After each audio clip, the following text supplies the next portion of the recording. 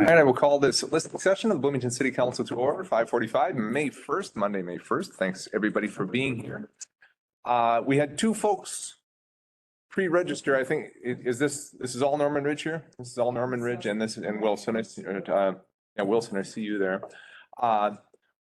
So just to be clear, our rules typically say if there's an item on the agenda, we don't talk about it at this meeting because we don't like to.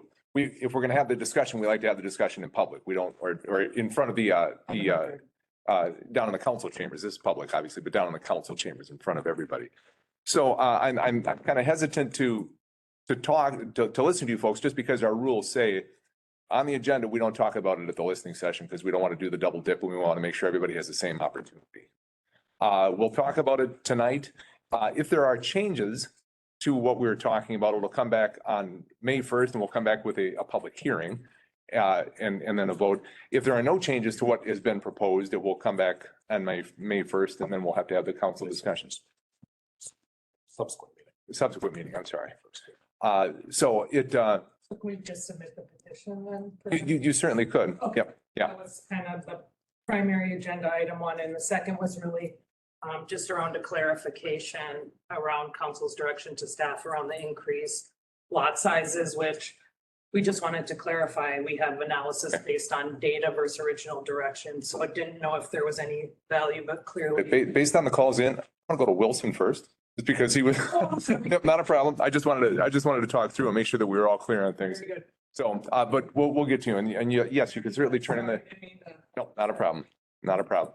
Wilson, come on up, please. All right, good evening. Have a seat if you could officially identify yourself. Stan, like you said, I'd like to introduce Chris Berry. He's a Minnesota Youth State Director for the Rugby World, girls and boys for the state of Minnesota. So he's also partnered with me. I'm on the clock, my 5 minutes right now. And Chris, you want to take 1 minute about you? Go ahead. Yeah, so my name is Chris Berry. I'm the director of Minnesota Rugby, as Wilson was saying. We're just really here today to promote an event that we're doing together with football and rugby at Jefferson High School, July 8th. So really just looking to drum up interest for that, try to get as many kids there as possible. On the rugby end, we're just looking to introduce rugby to as many kids as possible. It's a great opportunity for kids to stay active, have lots of fun. At the K through 5 level, it's flag, so that's what we're focusing on, but it's also a good opportunity to boys and girls both have a fun contact sport. So that's our big goal out of that event, is we're just going to try to introduce rugby to as many kids as possible. Yeah, if any of you have kids who want to play rugby, because rugby is in the Olympic Games now. It's huge in Pacific Island, Australia, New Zealand. But I want to discuss this. There's some good update. The last time I was here, the Vikings on board. They're going to bring in some of their coaches and their mascot. So I need you to go to work to reach out to your neighbors, any kids who want to come to this event. And PAA is also taking over that role, because for me, it's a big job for me to do. And then also, we have a meeting with Bio Lake City Council tonight. They contacted me. They were interested in participating. And the list is going to be big because we have to go to Minneapolis, meet with Jacob Fry. He also called me on his cell phone. So the other thing I want to discuss is all I need to do from you guys, if you guys can take care of the lunch for the volunteer staff, and the Marine, the Navy, Highway Patrol, the Viking, all those big companies, they're already in, and the list is gone. So for me, we're probably gonna have like 400 kids on this event. They'll be coming from all over the state of Minnesota. And I wanna thank Tim and your city council to invite us to partner up together, because I'm also working with the Bloomington Police Department. So that's my goal. After the event, I have to send a letter to the NFL if they're interested to come on board next year and then host the event at US Bank Stadium. That's the annual thing. The other good news for you guys, since we're hosting this Export 2027, we'd like to partner with Bloomington City Council to host a regional, national tournament, rugby and flag football here in the city of Bloomington. So we can promote that, and especially I speak 5 languages, American Samoa, Tonga, Tahiti, Fiji, and New Zealand. I speak all those languages. So we want to invite those countries to come over here into 2027 and compete, because they will show up with their governor. So that's the main part that we're doing this. And also, like I said, that's all I want to know from Bloomington, if they can take care of the lunch for the volunteer and also coaches. We have Kennedy and Jefferson, they're already on board.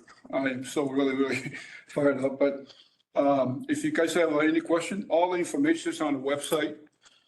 The main thing is grab any kids that, because there's no cost, and the Viking, they're gonna have their mascot over there, some of their coaches to run the drill. So it'll probably have Channel 5 and some of the local news gonna be there. But I also have a football that's gonna be presented with the mayor of Bloomington and take a picture. So it's our appreciation, but that's all I have, and thank you. Thank you. First of all, well, thanks both of you for being here. I played rugby in grade school. I mean, that was a long time ago, and it was a good time. I loved rugby and appreciate the football. I walked in and my shoulder started to hurt right away. It had to do with a torn rotator cuff and a long while ago. But I appreciate the work that you're doing and the work that you're putting into it to try and this up to as many people as possible, as many students as possible, to boys and girls with rugby, to everybody with football. I don't know that we are even legally allowed to buy lunch. I would have to ask our city attorney if we're allowed to do that. And I think we'll look into it. Any thoughts on that, Melissa? Mayor members certainly can look into it. We have a public purpose expenditure policy that we have to abide by. And there might be some state auditor opinions on the topic. I did note that you mentioned that the BPD is working with you already. Oftentimes cities can make in-kind donations of city services, things that they're providing as a way of sponsoring an effort. And so if that's something you'd like us to look into as well, we can do that. I think if we could do that, at least look into what the possibilities might be. For me, I don't like to cook. I'm gonna be so busy all over the field. And also Leo Lewis, the former Viking receiver for the Viking, he was supposed to be here tonight with us. He's gonna be my main head coach for the event. So all the players and all the coaches will go to him. And you'll do it just like when you get drafted from the NFL. So hopefully, this year we do a pretty good job. The Viking will probably invite us to their Egan facility. Because I'm working with Lester Bergley. He's a VP for the Viking. So I'll probably gonna take those balls because we got a big meeting tonight. But we'll have a ball for you, and Let me just say it would hurt if you would leave us for Egan. I just want to say that. But I would understand. Jamie, did you have something to chime in? Yeah, I was just curious, Wilson, if you have an idea of how many people you expect to feed. 82 So it's staff. just the volunteers and. Just a volunteer, the Marine have like 9 staff member. Highway Patrol, they got like 11 or 12 female. Okay. Fire Department for Bloomington, I think 6 or 7. And then high school coaches, I think like 15 high school coaches, they're gonna help out. And then probably the mascot, you'll probably come and tackle me down if I don't feed him. Like I said, the beauty is starting coming along. A lot of these mayors are calling me, even Shakopee, they called me last night. I said, yeah, this is Wilson. And he said, we want to participate on your event. I said, it's not my event. It's for all kids in the state, for girls and boys. Great. We will, at the very least, as I think I promised last time you were here, we will amplify this on our city social media. I'll amplify it on mine. I think everybody else could spread the word on what they have. I know you've been at least in contact with our Park and Rec folks about trying to make sure that they amplify it through their channels. We'll spread the word here in Bloomington and let people know about it and make sure that everybody is aware of the event and the date and time and the opportunity that it provides for kids. Okay, great. Go ahead. Yes. Please. If I might, just one quick question. Given the international nature of what you do and the potential for bringing people into Bloomington, would this be something we could work with the Convention and Visitors Bureau on to either amplify or help support if that is a pathway forward? That's something they're always interested in. They do a ton of work with sporting events and things like that, amateur youth, that type of thing. It's one of their goals, obviously, is to bring people into our community to stay in our hotels, use our resources, play sports around here. And I would like to echo the mayor's comments as I would love to just keep you right here in Bloomington. We got all the resources. Like what Tim said, you know, I'm not gonna go to Egan and, you know, because they'll probably steal all my ideas. But, you know, Trust them. you know, Bloomington's a real nice city, and also a city right in the middle of Minneapolis and St. Paul. And also we have the Mall of America. Plus I live here because my wife said, if you screw up, I'm gonna put your suitcase in the front door. Thank you so much. Thank you. And Thank you. Great. It was nice to meet you. Wilson and Chris, can we just have you sign in just to make sure Oh, yeah. we have everybody's contact info? Yeah, you can grab it, do it at your chair there, that's fine. You don't have to do it right there because they can run with it. Yeah, thank So, you. Yep, thanks, guys. And now our Norman Ridge friends.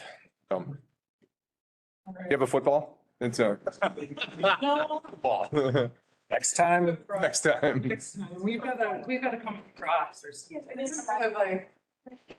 All right. Some of it, I'll just sign in. And Curry, 105 Norman Ridge.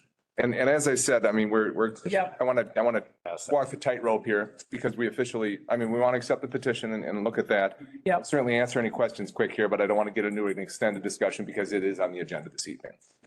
Fair enough? Fair enough. Go ahead. We submit their petition. So we got about 200 signatures that was in support of the new kind of ordinance that was submit that I saw that was in the packet. So thank you very much. I think a clarifying point, which I'll lean on Dan for, as you know, like anything new doesn't come without imperfections and will be probably part of much passionate discussion tonight. And so I just thought we could clarify kind of the data point that drove the increase of the lot size, which was contrary to council's original direction, as a clarifying point.